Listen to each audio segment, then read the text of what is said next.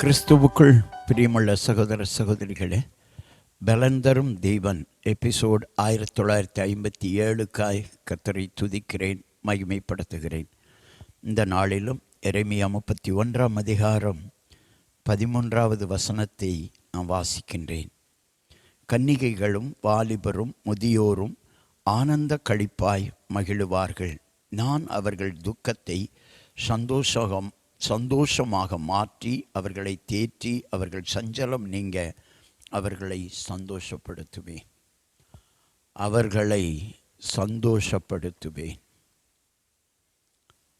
பாருங்க, வாலிபர்கள், வாலிப பிள்ளைகள், வயதானவர்கள், இந்த உலகம் இத்தனை வயதுடையவர்களையும் சந்தோஷப்படுத்தாது. எங்கோ ஒருவர் சந்தோஷமாக வாழலாம். ஆனால் நீ வாழ்க்கையில் சந்தோஷமாக வாழ வேண்டுமானால் கர்த்தரிடத்தில் வர வேண்டும். கர்த்தர் துக்கத்தை சந்தோஷமாக மாற்றுவார். ஆனந்த களிப்பாய் மகிழுவீர்கள். உங்களை தேற்றுவார், உங்களை ஹல்லேலூயா சந்தோஷப்படுத்துவார். உங்கள் பழைய வாழ்க்கையிலிருந்து மாற்றத்தை தருவார்.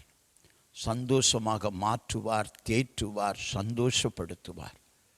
கர்த்தரிடத்தில் வந்தால் போதும். ஜெபியுங்கள். அவருடைய வார்த்தையை படித்து கீழ்ப்படிந்து வார்த்தையின் பிரகாரம் நடந்து பாருங்கள். கர்த்தர் உங்களை ஆசீர்வதிப்பார், சந்தோஷப்படுத்துவார். துக்கத்தோடு வாழ்கிற மகனே, உனக்காகத்தான் இந்த செய்தி. உன் வாழ்க்கையை முடித்து கொள்ளாதே. வாழ்க்கையை முடித்து கொள்ளுவேன் என்று நினைத்து கொண்டிருக்கிறாய். கர்த்தர் உன்னை சந்தோஷப்படுத்துவார் மகனே, சந்தோஷப்படுத்துவார். கண்களை மூடி ஜெபிக்கலாம். எங்களை நேசிக்கிற நல்ல தகப்பனே, இன்றைக்கு யார் யார் கவலையோடு கண்ணீரோடு வாழ்க்கையை முடித்து கொள்வோம், போதும் இந்த உலகத்தில் வாழ்ந்தது என்று நினைத்து கொண்டிருக்கிறார்களோ அவர்களுக்கான செய்தி. கர்த்தரிடத்தில் வாருங்கள். கர்த்தர் உங்களை சந்தோஷப்படுத்துவார். கர்த்தர் உங்களை சந்தோஷப்படுத்துவார். உங்கள் துக்கத்தை மாற்றுவார், உங்களை தேற்றுவார், மகிழ வைப்பார். இயேசுவின் நாமத்தில் ஜெபிக்கிறேன் பிதாவே, ஆமேன்.